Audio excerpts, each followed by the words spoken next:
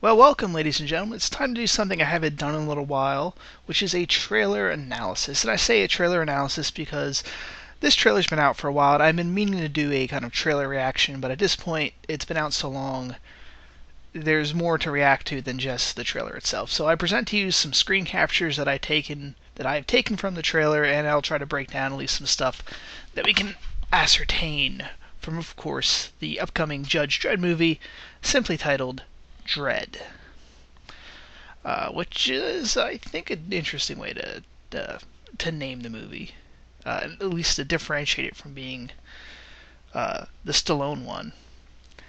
And first and foremost, we bring to what's actually the opening shot of the trailer, and I wouldn't be surprised if it's the opening shot of the movie too.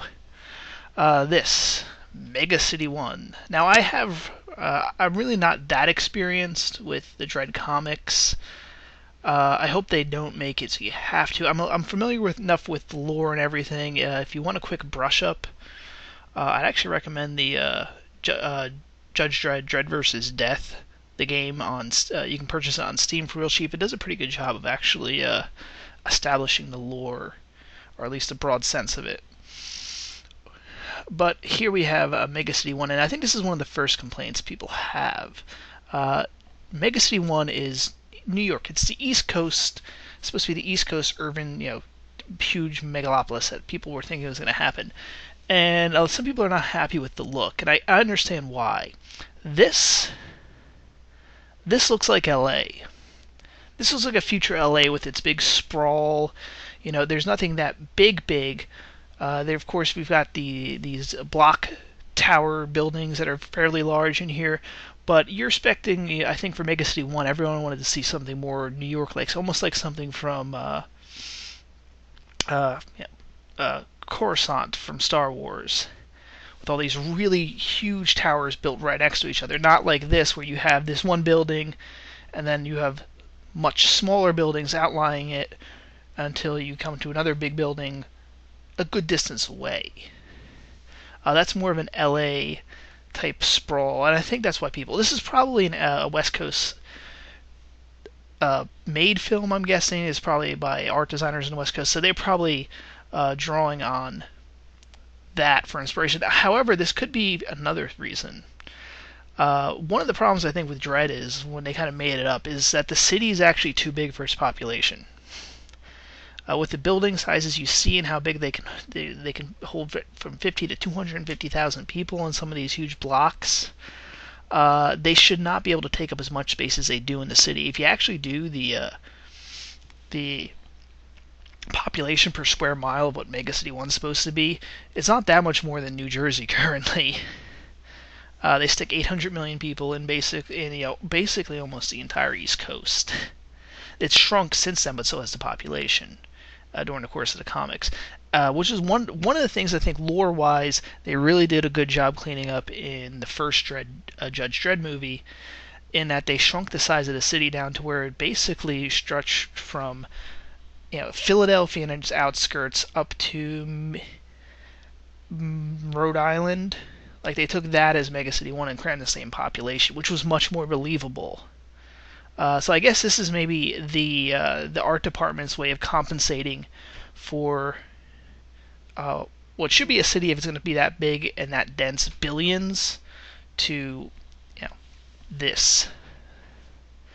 But if you notice down there, you have what is going to be the center. These, as you see highlighted there, are the block zone, and it seems like a lot of the center of the story is going to take place in one particular block, although we're not sure if it's all of the story, called Peace Trees, where basically it's set up, and this is the other thing people are complaining about, actually, it's comparing this to the Raid, and on this next image you'll see why. And those of you that have seen the Raid, it's got this, visually, the building in the Raid had this big open corridor type thing stretching up in the center. Of course, this block, Peace Trees, has that as well. So here we see the inside of Peace Trees. And also the fact that when we have the main villain, she controls every inch of the building. It's full of crime. She has a loudspeaker, and she almost basically gives the same loudspeaker announcement that the bad guy did in the Raid. Redemption. here's what, there's a lot of people that say that. If you see somebody making that comment, feel free to smack them for being a complete idiot and think they know more than they do. Because, unfortunately, although there's a lot of similarities, Judge Dredd, the script, and everything else had already been in production or pre-production for a year before the Raid even came out. The Raid was written, produced, it went through an Indonesian system that was much, much faster. By the time the Raid came out, this movie was already filming. I mean, that meant the visuals, the script, everything else had already been locked down long before. So, it's a coincidence. It literally is a coincidence as far as I can tell. If anything, the guys from the Raid might have saw some early stuff from Dredd. I doubt that, but I'm going to go with this. It's just a coincidence. If don't complain that they're too similar, because this movie was being made long before that. The script was set up long before that. The visuals had already been settled on long before that, and it happens. Why does this look like this? Well, that's how buildings kind of look. Again, this is very LA inspired. Going on next, I guess we'll go straight to the heart of the matter, which is the judges, which is our first image here. Them riding their Lawmaster bikes. Which is the other thing people are complaining about, is that these are, all the vehicles we see, they are driving on the ground. Here's the thing. This does not have anywhere near the budget, let alone inflation-adjusted budget, for the first Judge Dredd movie. This is a cheap movie. I can understand why they don't have flying cars in here, because that's an expensive thing to add in for just a small visual cue. You can get away with this having them drive around on regular cars. As for the visual look, well, let's get a closer look up on the judge's costume, which we'll start off with Judge Dredd himself. Here we have him. What I'm actually suspecting, he's throwing out Mama, the main villain. I don't have the screenshot where he's kind of chucking the person out, but I almost feel like that's what he's doing. But anyway, this is a good shot of the actual outfit. It's obviously heavily changed from the comics. And for good reason, I think. Here's the thing you have to remember about the comics, more than just what it was designed to evoke. People idea of there's some subtle hints at fascism, which is why it's all fancy. I think what's throwing off most people is the armor. The color scheme, it's kind of a black, but there's a slight blue, so it might be a really dark navy, you could argue. But the helmet's dead on. But here's the thing: when Judge Dredd was designed in the late 70s, body armor was not thought of back then. You didn't have police or even troops really wearing body armor. They had the flat jackets that were absolute crap, and even most soldiers had dropped them. Now we want something that we want to believe. If you just had the Dredd costume from the movie, or from the comic books, one has got I never liked that green boots and glove design. It was an off-color thing. And pretty much anytime anyone gets a chance to redo that, they either go with making it gold or black, and it looks better. I'm sorry, purists, but the green parts of the uniform always just seem a bad design choice. But I actually rather like this design. It's more realistic, it's more practical, and it helps with that suspension of disbelief. You had something that was designed in the 70s where armor was thought of as primitive almost. That one scene from Last of the Samurai where the old guy goes, "Oh, these bloody bastards are still wearing armor." That attitude persisted just about up into the 90s or late 80s, when body armor was proven to be effective and started to be worn by almost everybody. Now we're in the 21st century, and third world countries are able to equip most of their frontline combat troops with body armor. So for us to have this futuristic, highly advanced, highly trained special police force not wear heavy body armor around seems rather ridiculous. So I think this is a good update to that, and I think this is something that visually I think is a needed update to the design. They kept the helmet though. They give them major props. They keep the helmet's very much dead on, And Carl Urban has said that the helmet stays on for the entire film, which is just something that's the Dredd character. He remains always under, he's always on duty almost. Though if you do notice, he's going to take some damage. As you can see right there, he's got some bullet wounds. But enough on him, because we have more characters. First, I guess we'll go to our main villain, or villainess here. Mama, she is the ex-prostitute turned drug lord who creates this drug called Slow-Mo, which slows everything down, and she's actually kind of doing it right there, where you perceive time at like 1% normal rate.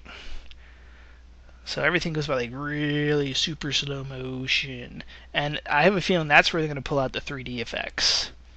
One you can already see, this is one of those scenes where in the trailer it's going all slow-mo. And you can see the colors are a little bit more flushed, and I kind of like that if they're doing that in the version or in the movie as a kind of a directorial style to help bring out the 3D, because I have a feeling that's where they're going to start sticking into 3D to get this weird feel to everything. And because they're high, it gives them an excuse to start flushing out the colors, because if there's one thing 3D needs, it's actually bright colors. I'm still going to try to catch this in a 2D showing, though. Alright, so that is Mama. Actually, since I just talked about the 3D and the colors, here's another example of kind of the flushing out of the colors in the kind of the scenes where people are high. It's an interesting directorial choice, and at least shows that it was intended really from the get-go to be shot in 3D. That they have these scenes where they're really deciding to make everything brighter, make the yellows more yellow, the reds more red, to help emphasize it, because 3D glasses darken everything, and you really need that. So this might be a good 3D film to see. It seems like it's one of the few. This guy might be one of the few people that kind of get how you're supposed to film in 3D. Next up on our list is this character, Cassandra Anderson, or Judge Cassandra Anderson, played by Olivia Thirlby. Now, in the comics, her character turns out to be psychic. I think they're going to do something along those lines with her in this movie. I'm not sure if they're going to start off with her saying, "Oh, by the way, I'm a psychic," or it gets revealed later on that she can be kind of psychic, and that's one of the reasons why she never wears a helmet, really. It's also a very good contrast with, I guess, Dredd. The fact that he never takes off her helmet. She never seems to put hers on.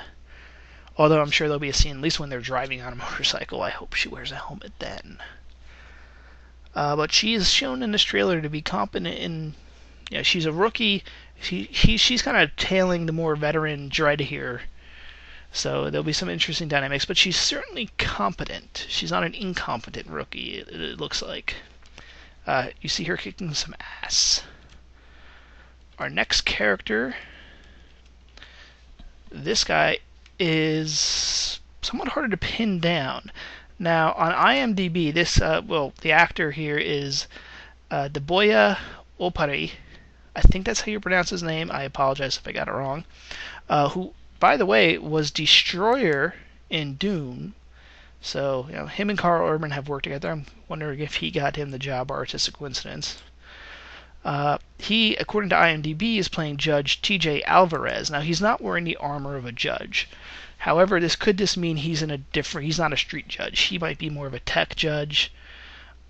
Or they might never mention that he's a judge. That might just be something they give him in, like, scripting. They make him a judge. But in the actual, or maybe in the actual movie, they might not ever call him judge. It'll be interesting because he's not wearing the armor, and we do see him later on in the scenes that appear to be taking place in Peachtree. Which you would figure if he was a judge, he would then don the full armor and go with them. He looks more of a tech support guy, probably maybe something with the medical services. So it'll be interesting to see how he goes. He seems to be the kind of the character that they go to get information from. And explain the plot to the characters. Explain what Slow-Mo does. Explains, he's the guy that says, how else we're going to go up into Peachtrees, or a judge into Peachtrees. So a more experienced guy again, who can relate to the audience all the important exposition. And speaking of like the other functions of the Justice Department, a quick little scene here, shot we had in a trailer, kind of showing the Justice Department at work, kind of showing their surveillance of the city. In the trailer, it showed they had like drones flying around. Somewhat of a 1984 vibe here, which is somewhere, I guess, is always an underlying theme of Judge Dredd. Harder for modern audiences because, again, part of I think the problem with Judge Dredd is it got a lot of people hooked in and they stick with it. But a lot of it, I think it's harder for them to really get newer people to subscribe to Judge Dredd, or not subscribe, but to follow, only because the themes that the character was designed to address, increasing urban sprawl, well, that's still around a bit, but increasing population and a rising crime rate are a little harder to pin down nowadays.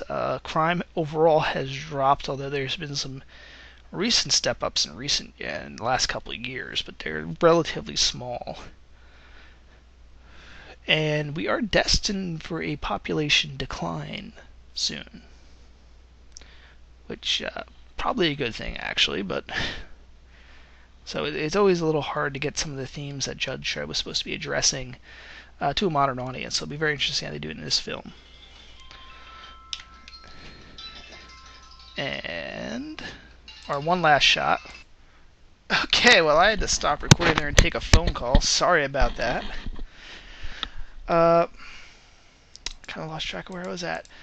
So we'll just skip to the very last image I took, which is this Dredd shooting badass munitions from his gun, which is what you want to see in a Judge Dredd movie. Although where he's storing all the ammo for this gun, I don't really care. As long as this movie is able to sell me on that suspension of disbelief, it's alright. Although the new, I forget what they called the guns in the comics, but it does look reminiscent of it. I like the design. It's pistol but heavy. You know, it's got that massive clip. Although again, you know, it's one of those like, how many bullets can you put in that thing? Anyway, I'm still optimistic about this. I think it's going to be very different from the Judge Dredd movie from the 90s version or Stallone version, which I actually did kind of like. I liked it probably because I had never seen or heard of Judge Dredd before then.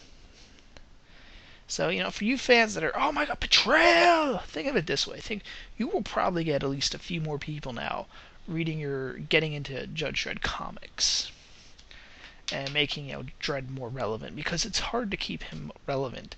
A character who, I don't know how much more life they can put into him, because one, it takes place over real time, period. And two, the world of Judge Dredd is getting much different from the world of today in many regards. So it's hard to keep that going. But overall, the film, I'm optimistic. I'm not giddy with joy and anticipation, but this is making me want to see it. I like the visual design. I like what looks like it's going to be a rated R action movie, I think. Might be PG-13. I hope it's R.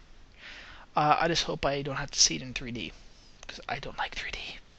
Especially at my local theater, because, you know, one of the things people never talk about with 3D, your local theater can so easily mess it up by having it just so slightly out of focus. But I think that's enough rambling from me. Tell me what you guys think. Are you anticipating for this movie, or not anticipating? Well, are you excited for this movie? Do you think it's going to be shit? If so, why do you think it's going to be shit? Or are you kind of just sitting on the fence going, I'm not doing anything that weekend, I'll check it, I'll take a look at it? I'd say going with that attitude. Going with a neutral, is something to do. Well, I gotta sign off. See you guys later.